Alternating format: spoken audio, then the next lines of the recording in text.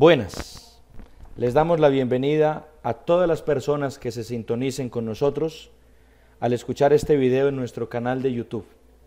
Este será el primer video en una serie de 3 en el que expondremos el origen del Estado moderno y su evolución histórica como estructura política, como asociación jurídica que marcó definitivamente el nuevo mundo, ese nuevo posicionamiento de orden político, orden social en los nuevos territorios.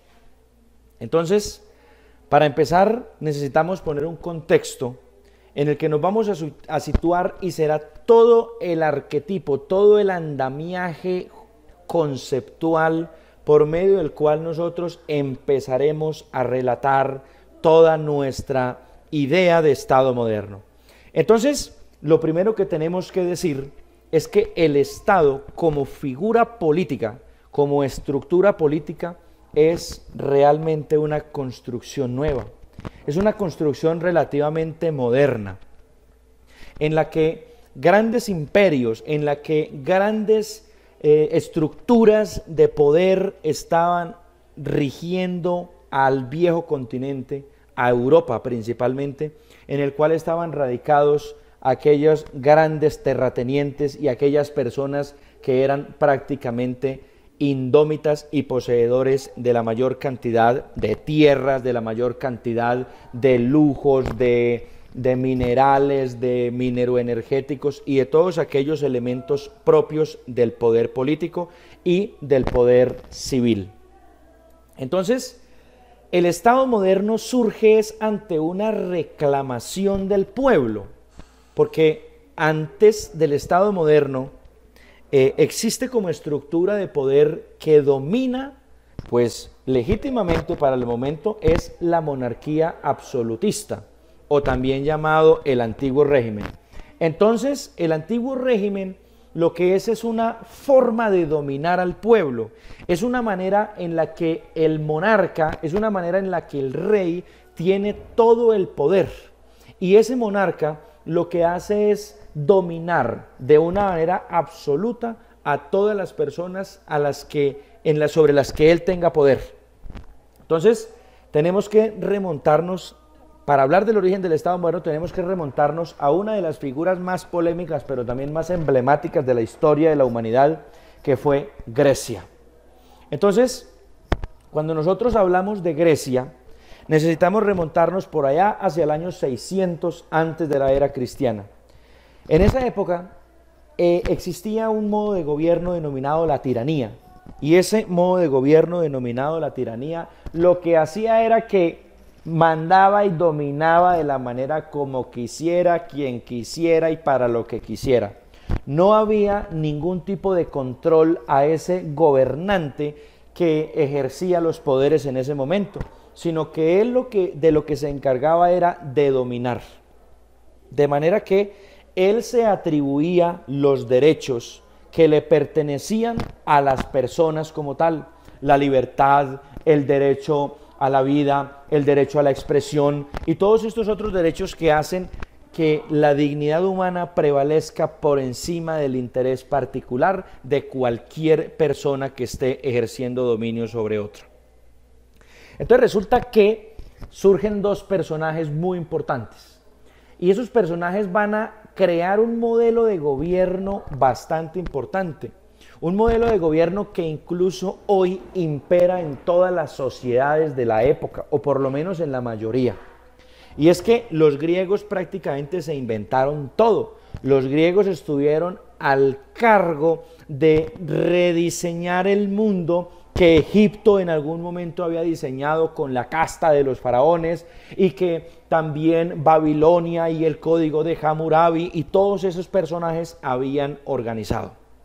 Entonces, los griegos tienen un nuevo concepto, introducen un nuevo concepto en toda la teoría política, y ese concepto nosotros lo conocemos a menudo, que se llama democracia.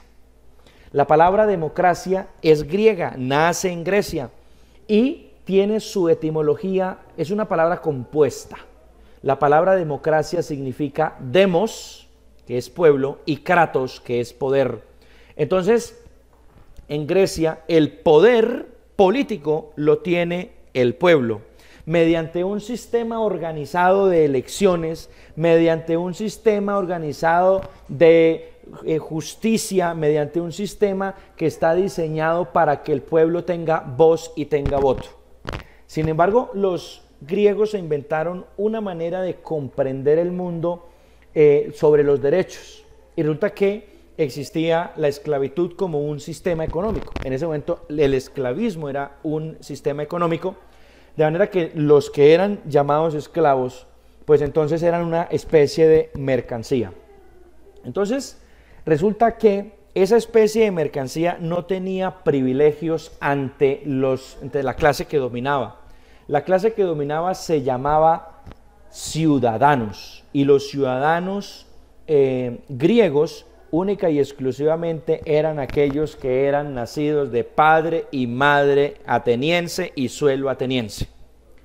De manera que el asunto de la ciudadanía griega no era fácil de comprender para muchas personas, aun cuando fueron uno de los pueblos que más dejó entrever, digamos, el avance en términos de pensamiento, en términos de política, en términos de astronomía. Vamos a ver luego con Alejandría y con Aristarco de Samos y luego con Euclides cómo evoluciona este proceso. Entonces, ellos inventan una teoría política basada en el ciudadano, en los derechos del ciudadano.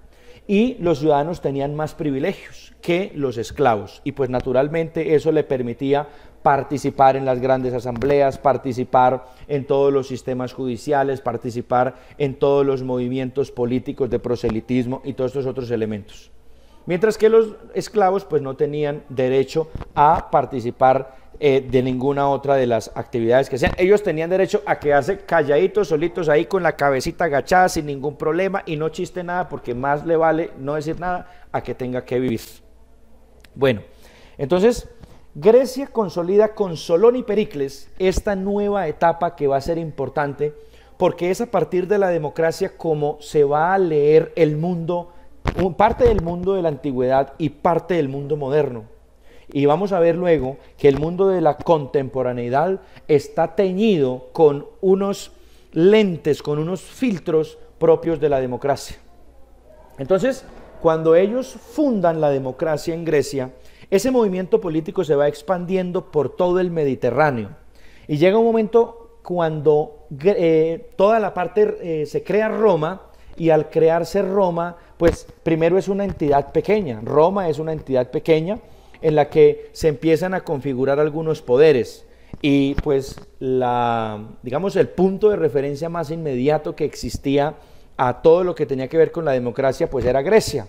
Y sin embargo, Roma lo que hace es instaurar un modelo político llamado la República. La República del emperador Julio César lo que hace es permitir que el poder no esté centralizado única y exclusivamente en un gobernante, sino que el poder político esté también descentralizado hacia aquellas personas, hacia aquellos representantes de las provincias, de los territorios que conformaban esa gran república o ese gran imperio, vamos a ver después. Entonces resulta que la república es esa organización jurídico-política en la que primero impera la democracia como sistema de, digamos, de elección, como sistema de participación del pueblo, y segundo, la república es esa entidad que le permite a las personas garantizar sus derechos y promover sus libertades. Entonces, luego de que Grecia instaura ese concepto, todo bien chévere, muy bonito, y la cosa sigue caminando y caminando, pero viene un momento donde Julio César entiende que el problema de la república y el problema de la democracia es que dentro de ella hay una cantidad de elementos que no permiten que haya prosperidad para todos, porque como lo narra Diana Uribe en varios de sus programas de historia, la democracia y la república tiene una manera distintísima de mostrar uno de los grandes flagelos que martirizan a un pueblo diariamente, y eso lo vemos más ahora también en las sociedades contemporáneas, y es el tema de la corrupción, el tema de los sobornos. En la República todo el mundo, vamos a ver que en Grecia las guerras civiles, el soborno, la corrupción no permitieron un desarrollo armónico para todos. Por el contrario, lo que hicieron fue destruir las grandes probabilidades que todos tenían de participar en el poder, y por eso para Roma fue inviable la democracia e inviable la república. Bueno, con ese andamiaje nosotros vamos a ver que durante el periodo de Julio César logró conjurar toda la mano de conspiraciones que hubo en ese momento y permitió entonces sentar las bases para consolidar el Imperio Romano. Cuando Julio César logra consolidar las bases para montar el Imperio Romano, lo matan.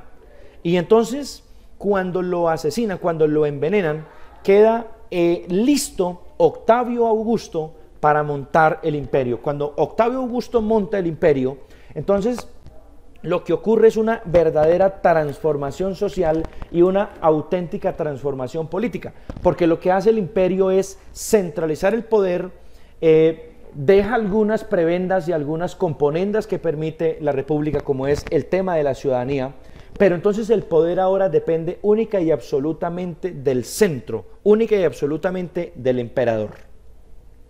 Vamos a ver que de todas maneras, y a pesar de eso, el Imperio Romano, pues el Imperio Romano de Occidente, pues cuando ya entran los reinos godos, visigodos, ultragodos, pues lo que hacen es destruirlo aproximadamente sobre el siglo IV de la era cristiana, y pues cae el Imperio Romano de Occidente.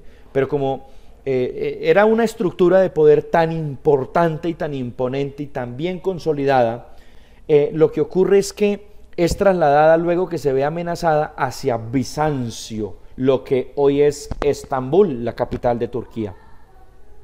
Entonces, eso deja las bases de un proyecto sólido, de un proyecto utópico además, de un proyecto que en algún momento fue supremamente importante para todos y que permite sin lugar a dudas la participación del pueblo y permite la participación del Senado. Hay una figura política súper importante dentro del proceso de la constitución de la República y dentro del proceso de constitución del imperio, y es el Senado.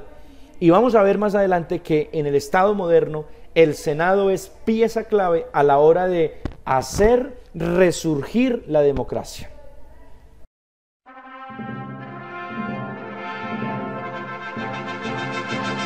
Allons enfants de la patrie, le jour de gloire est arrivé. Contre nous de la tyrannie, l'étendard sanglant élevé. Escuchábamos de fondo la Marsellesa. Y la Marsellesa es el himno compuesto en el Estado francés. Y entonces la Marsellesa nos narra a nosotros la grandeza que tiene el pueblo francés para levantarse en contra de una monarquía absolutista. Entonces, la vez pasada nosotros estábamos viendo cómo Grecia da el germen político nuevo que le permite a las sociedades de la Edad Media, a las sociedades modernas, inclusive a las sociedades contemporáneas, tener el punto de referencia de la democracia. Entonces, aquí hay que entender un asunto muy importante, y es que si Grecia funda estos conceptos y funda este modelo político, será Grecia la que nos permita a nosotros comprender la calidad con la que vamos ahora a tratar el mundo.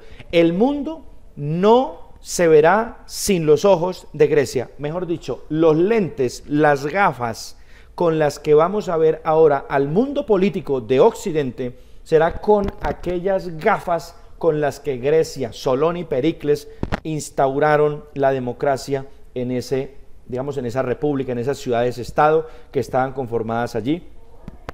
También habíamos visto cómo Roma empieza a fundarse. Pero entonces vamos a ver que durante el medioevo hubo absolutamente un cambio de paradigma en la mentalidad política. La mentalidad política del medioevo estaba sustentada en un derecho divino. Y es que en la Edad Media, como tenemos planteado aquí, lo más importante de la Edad Media era la relación que tuviera el hombre con Dios y el hombre con la naturaleza a partir de la visión de Dios. De manera que eso le permite a todos los sujetos de la época comprender que lo más importante no es ni la ley civil, ni la ley moral, ni las constituciones políticas, ni nada de esas vainas que tuvieran que ver allí con esas realidades enteramente terrenales, porque el problema principal al cual se sometía la realidad de la época era un problema de la relación con Dios. Era usted cómo estaba con Dios.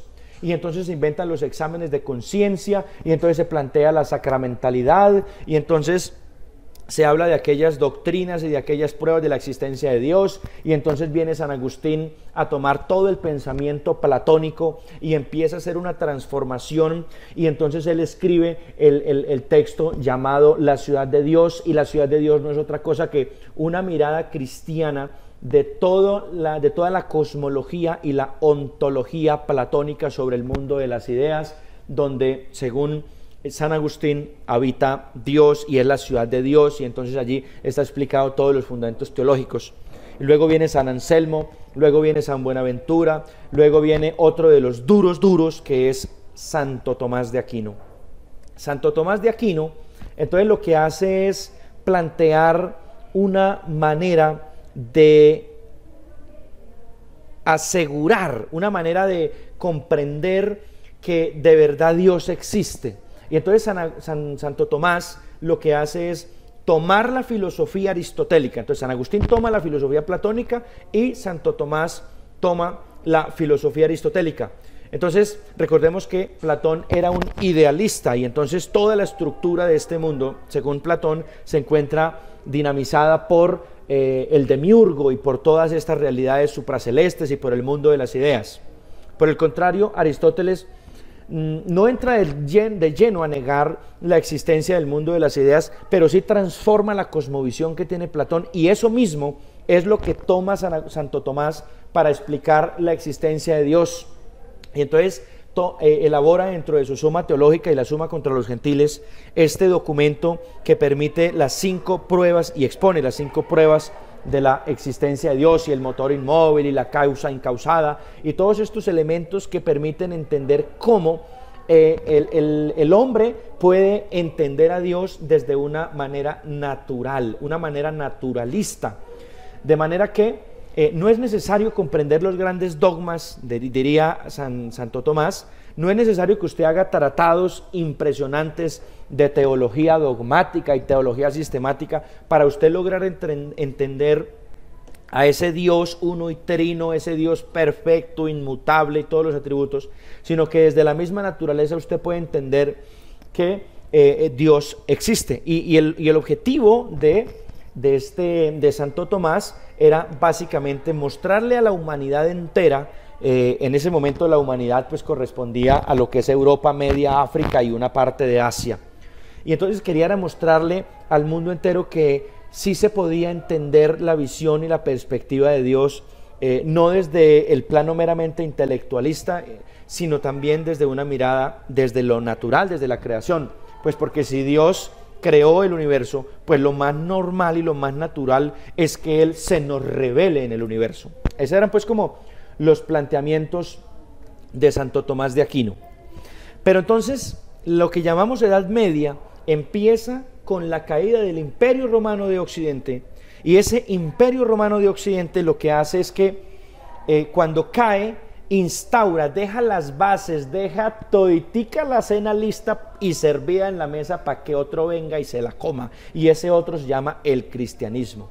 El cristianismo es una religión que procede es una hija del judaísmo, porque allí Jesús era judío, y entonces en el concilio de Nicea en el 315 se oficializa el cristianismo como religión oficial del imperio, tanto de Oriente como de Occidente, y eso hace que las estructuras del Imperio Romano de Occidente queden imbuidas por todo lo del cristianismo.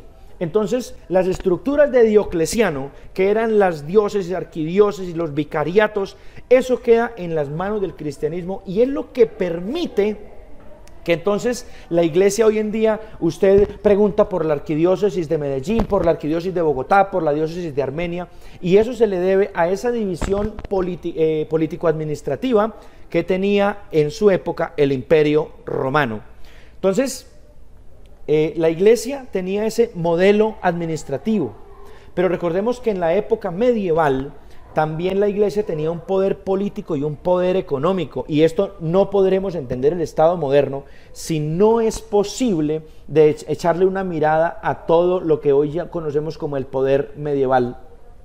Entonces, nos cuenta también Diana Uribe, dentro de sus relatos fantásticos, que cuando cae el Imperio Romano de Occidente, empieza a haber un problema de seguridad.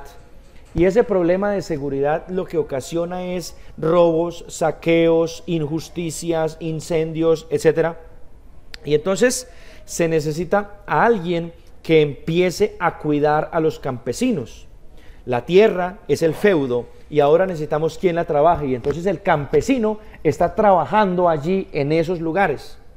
Y entonces todos estos rezagos, todos estos vestigios que nos quedan del Imperio Romano, los toman, los vestigios los toman, digamos, los cristianos, pero entonces son los soldados romanos, los participantes de las legiones, los que, digamos, quedan como a la deriva, pero ellos son guerreros, ellos fueron disciplinados como guerreros, y el hecho de ser guerreros les permite a ellos entender que ellos pueden proteger a esos campesinos, y entonces hacen un pacto entre el guerrero y el campesino.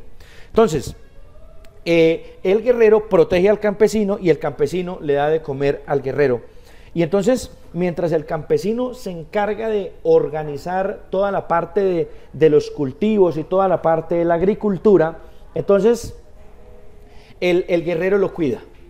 Y a esa relación fue lo que se le conoció como las relaciones feudo-vasalláticas. Vasallo es el que se encarga de cultivar la tierra, y el gran señor o el señor era el guerrero, el terrateniente. Entonces, la iglesia tenía un poder económico impresionante, porque además la iglesia empieza a expandirse, y todo lo que fue el Imperio Romano, el único poder que le podía dar un sostenimiento a toda la expansión y a toda la estructura del Imperio Romano fue únicamente el cristianismo. Diana Uribe en alguno de sus relatos plantea que efectivamente el cristianismo empezó siendo un poder inferior al imperio, luego un poder paralelo con el imperio, y finalmente un poder superior al imperio. Entonces, ese sistema económico que existía en el momento, en la Edad Media, se denominó el feudalismo, en el que estaba todo esto que ya hemos dicho de las relaciones feudo-vasalláticas. Resulta que cuando cae el Imperio Romano de Oriente, en Bizancio, en Constantinopla, en lo que hoy es Estambul, a mano de del Imperio Turco Otomano, entonces ellos se toman esa ciudad y cambia absolutamente la mirada del mundo, y empiezan a ocurrir una cantidad de fenómenos en la Europa occidental y en parte de la Europa oriental, y eso hace que el mundo ahora tenga que verse de otra manera, y esa nueva manera será conocida como el Renacimiento. Entonces aquí llevamos dos periodos. El primer periodo se llama Antigüedad, y los reyes de la Antigüedad entonces fueron los griegos. Pues por lo menos en Occidente, porque en Oriente los egipcios, los babilónicos, los sumerios, allí con toda la parte de la escritura cuneiforme. Pero en lo que respecta a Occidente, vamos a tener a Grecia. Grecia es la señora del Mediterráneo, y Grecia es la que sienta las bases de las nuevas lecturas políticas que tenemos que hacer en el mundo. Entonces, ahí nosotros empezamos a ver cómo las transformaciones empiezan a blindar en las nuevas cosmovisiones. Y el segundo momento que llevamos nosotros es el medioevo. Y entonces el medioevo es los rezagos del Imperio Romano. Sin embargo, el Imperio Romano va a dejar toda una estructura de ingeniería, una estructura de derecho que nos va a permitir a nosotros comprender las cosmovisiones futuras, de manera que todos, absolutamente todos, tendrán como punto de referencia al Imperio Romano y a los griegos.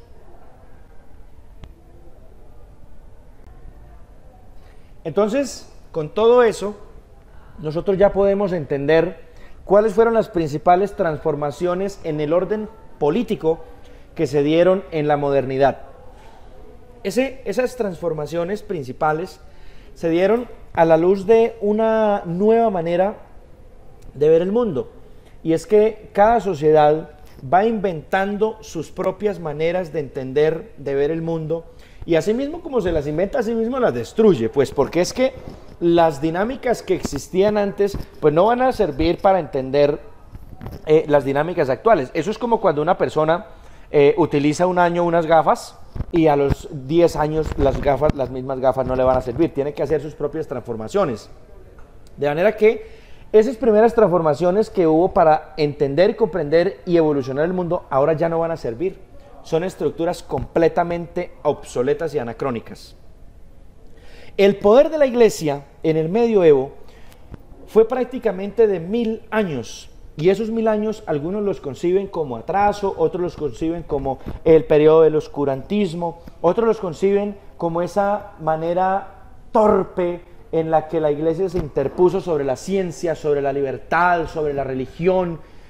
Y resulta que no es así. Diana Uribe, en otro de sus relatos, nos cuenta que el mundo del medioevo le dio las bases de una espiritualidad importante a todas las épocas posteriores, porque eso lo que le permitió fue una manera distinta de relacionarse con el mundo. O sea, no fue ni buena ni mala, sencillamente fue una época distinta.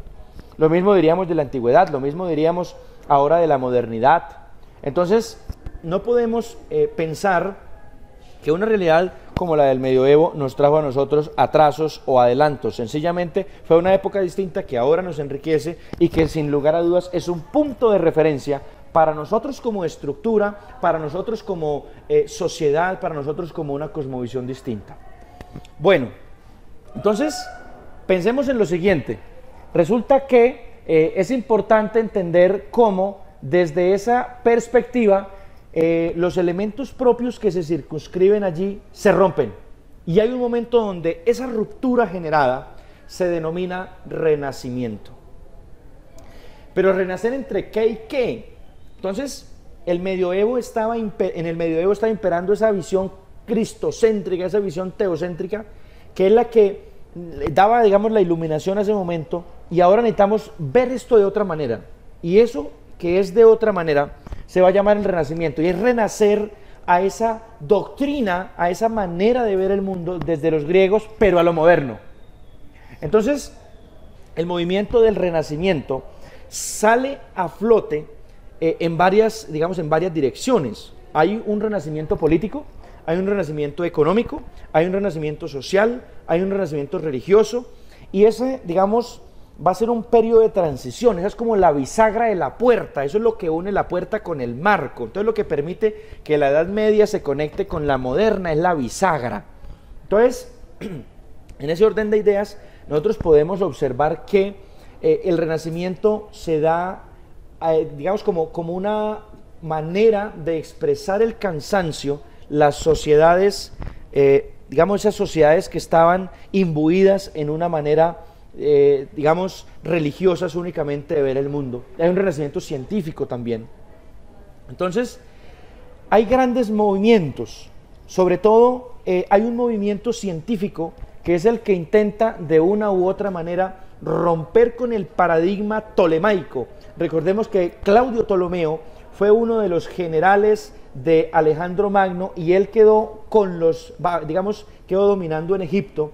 Y en Egipto Alejandro Magno había diseñado una biblioteca que se llamó la Biblioteca de Alejandría, y en esa biblioteca se consagró absolutamente todo el poder intelectual de la época. Todas las obras de Aristóteles y las obras de Platón, las obras de los grandes matemáticos como Pitágoras, quedaron, digamos, puestas allí en la Biblioteca de Alejandría, y allí Claudio Ptolomeo desarrolla el sistema que lleva su nombre, el sistema ptolemaico del geocentrismo, con un grupo de matemáticos.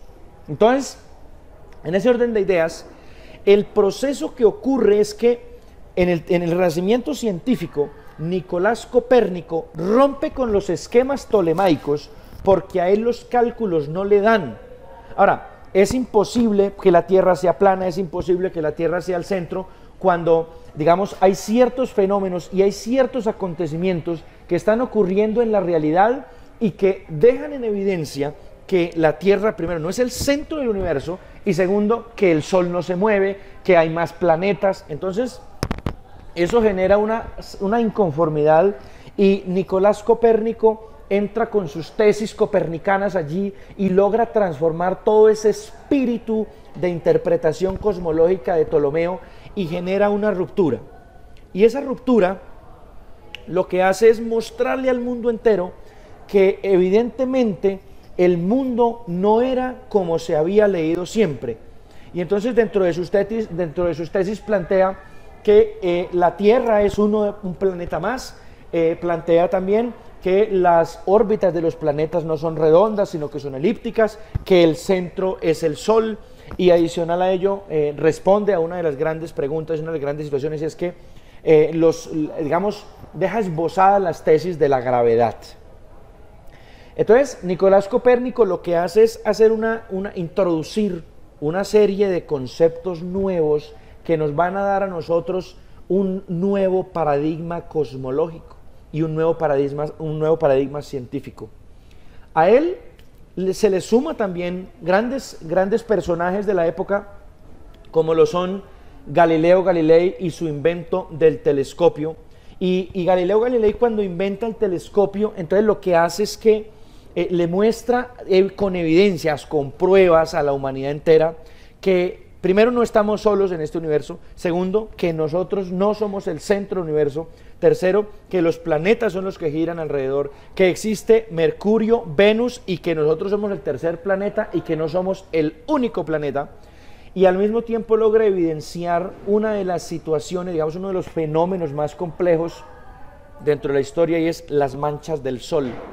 Y eso es algo completamente inaudito para la cosmovisión teológica de la época, porque si Dios creó el mundo, primero, pues si Dios creó al hombre, según lo que aparece allí en la Sagrada Escritura, en Génesis capítulo 1 y Génesis capítulo 2, pues nosotros somos la creación más perfecta de Dios, por eso tenemos que ser el eje central. Y es imposible que si Dios creó el Sol, y al crear el Sol, entonces esos elementos no pueden ser imperfectos, o sea, porque es que si la criatura es imperfecta, digamos, el razonamiento de la época es que Dios era imperfecto. De esa manera surgen grandes elementos que se introducen dentro de ese campo y generan una transformación. Eso le sale costando la vida a Giordano Bruno, por ejemplo. A Giordano Bruno, un monje franciscano, le meten candela en la hoguera con la Inquisición, y pues a muchos les cuesta la vida, ¿cierto? Pero otros se van ahí pasitico, y logran entonces, digamos, encumbrarse. Entonces, Galileo Galilei muere ciego, a él le toca retractarse, la Inquisición por poco y también lo afecta a él, pero todo sigue transcurriendo. Entonces, luego viene otro que es Kepler y finalmente Newton. Ese es el renacimiento que corresponde a la parte científica.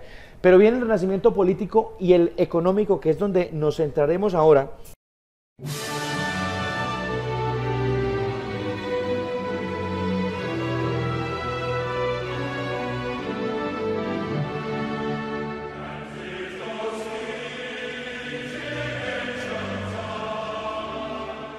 Bueno, con todo esto hemos dejado ya montado todo el andamiaje científico y todo el andamiaje histórico y conceptual que nos va a dar a nosotros pie para comprender cuál ha sido el desarrollo.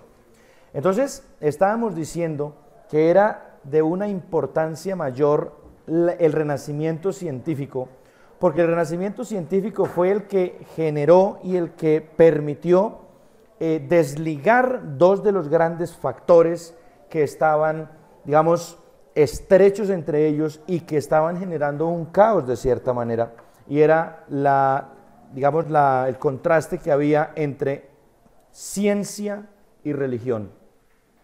Entonces el renacimiento científico lo que le da a los miembros, a los ciudadanos, a las personas de la modernidad, es una serie de herramientas que les permiten desligarse de una vez por todas y arrancar de la política toda la parte de la religión y lo mismo la ciencia.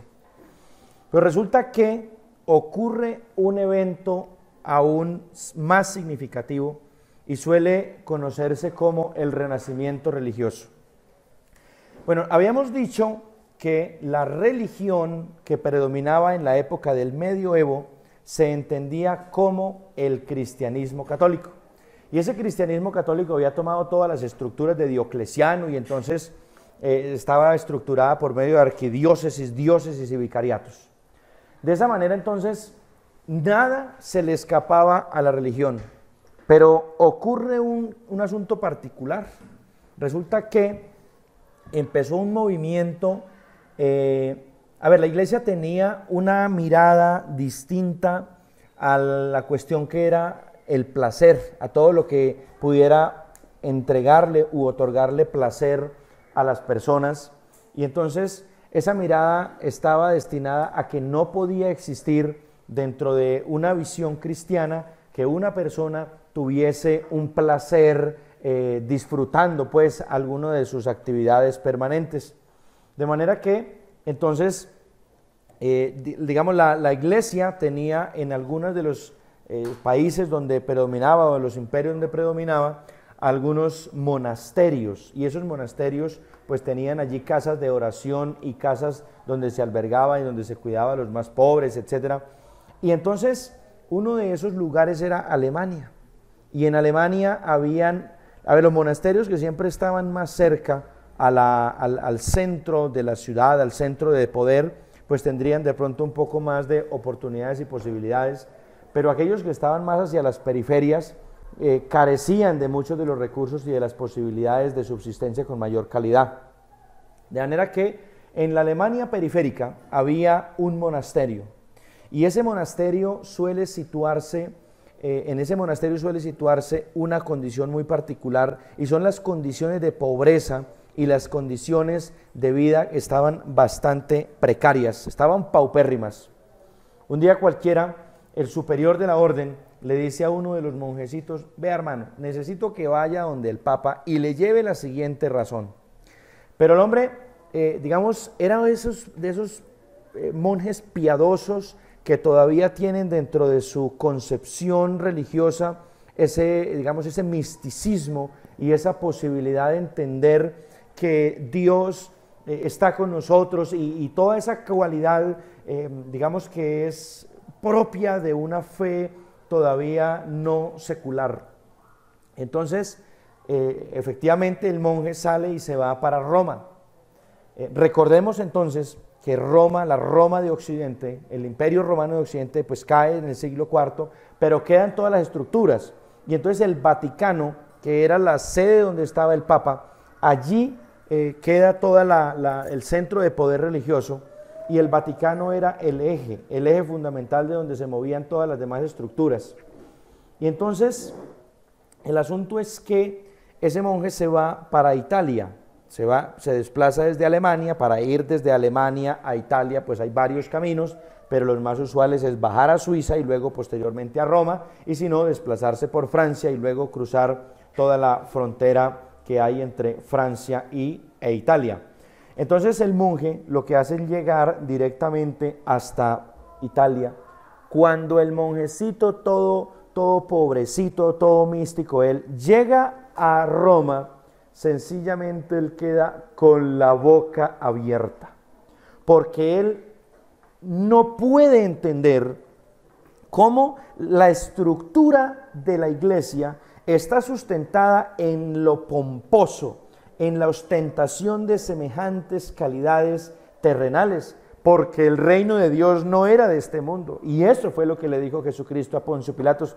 Recordemos que Jesucristo, cuando se reúne con Poncio Pilatos, inmediatamente Pilato le dice: yo tengo el poder de liberarte o el poder de condenarte, por eso no me hablas.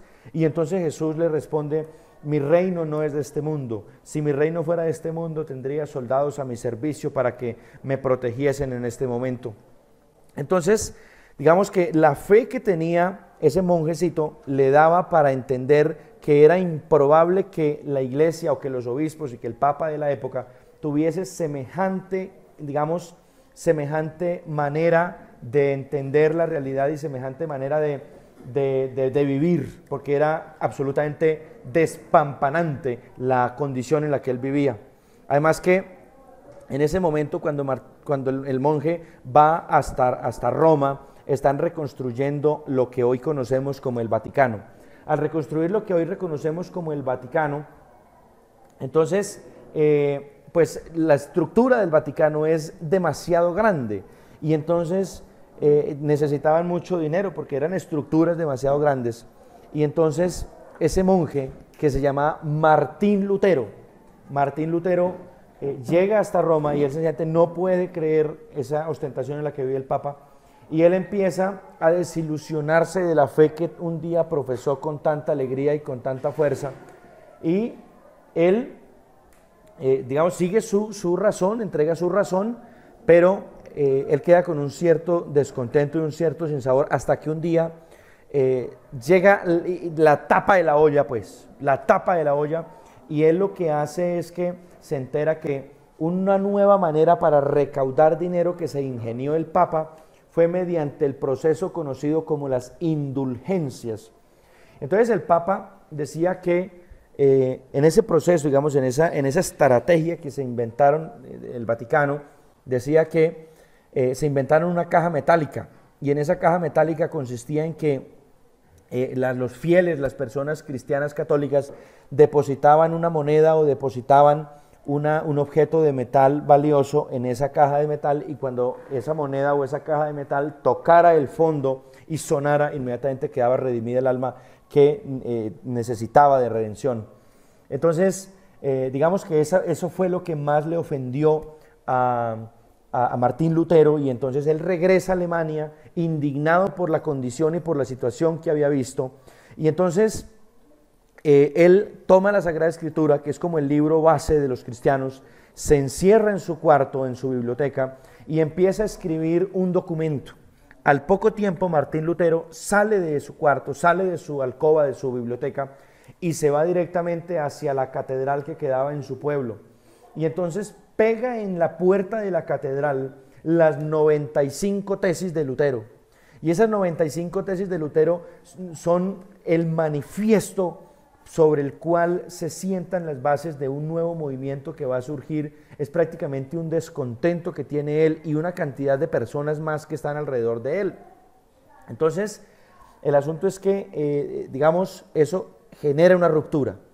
Y puestas las tesis allí en la catedral, pues todo el mundo empieza a observar las tesis, y empieza un movimiento que es liderado por Martín Lutero, y ese movimiento se llama la Reforma Protestante. La Reforma Protestante inicia en Alemania con la publicación de las tesis de Lutero en 1517.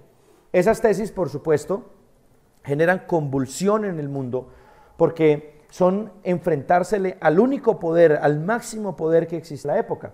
Entonces las tesis de Lutero generan un movimiento protestante, pero también la Iglesia empieza un movimiento que intenta, digamos, limitar el poderío que está surgiendo en ese momento en Alemania.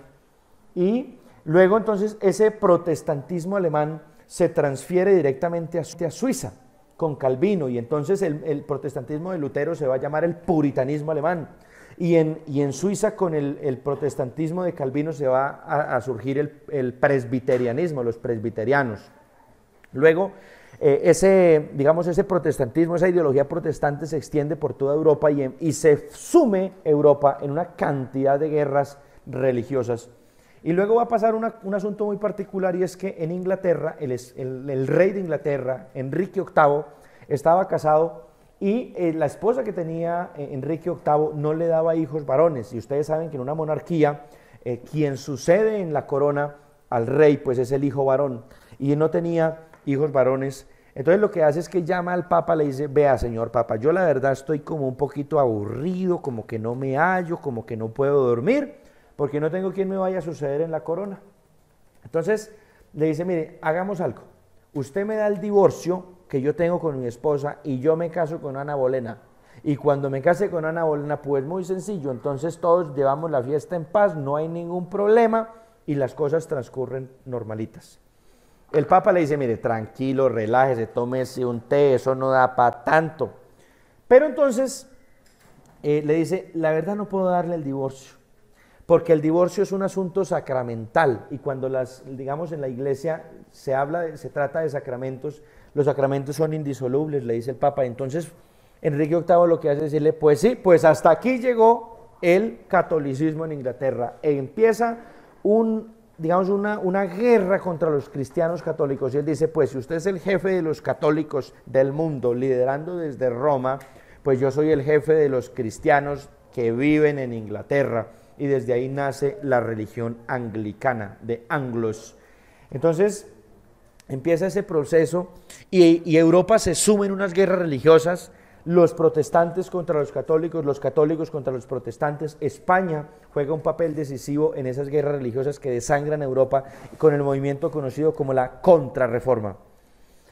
Entonces, digamos que ese es el contexto y básicamente lo que plantea la Reforma Protestante es que no necesitan ningún mediador entre Dios y el hombre, nada de curas, nada de obispos, nada de papas, que el hombre personalmente puede encontrar la felicidad y puede encontrar todos aquellos, digamos, momentos de redención, momentos de intimidad con el Señor a partir de su propia iniciativa, y entonces no necesitamos a nadie porque esto se puede dar absolutamente solo. De manera que quedan sentadas las bases de todo el renacimiento religioso y la Reforma Protestante empieza a expandirse por todo el mundo, y con esto aún más queda determinado que el poder político no puede estar ligado a ningún otro tipo de poder. Y esto va a ser muy importante después cuando veamos toda la parte de la monarquía absolutista y el antiguo régimen, porque los reyes de la monarquía absolutista se creían con derecho divino de gobernar, era porque Dios los había escogido y entonces Dios había dejado que algunos nacieran esclavos y que otros nacieran reyes, y pues eso tampoco da para tanto, el cuero no les dio pues para tanto. Entonces, digamos que esas son las bases del renacimiento religioso y con esto quedan sentadas las bases para el renacimiento económico y el renacimiento político. El renacimiento económico, entonces, aquella transición entre el feudalismo y el capitalismo, y el renacimiento político, entonces, aquella transición entre la monarquía absolutista y el origen del Estado moderno con la consolidación de los estados nacionales, y eso será entonces lo que veamos en el próximo video. Entonces, desde nuestra Grecia antigua, con el nuevo concepto de la democracia, con el Imperio Romano, con las estructuras de Diocleciano, con el renacimiento científico, el renacimiento religioso, con la Reforma Protestante, con Martín Lutero, con toda la parte de la Contrarreforma en la que España jugó un papel decisivo, en la narración Fabián Mendoza y en la producción Diego Hernández. Y para ustedes, feliz día.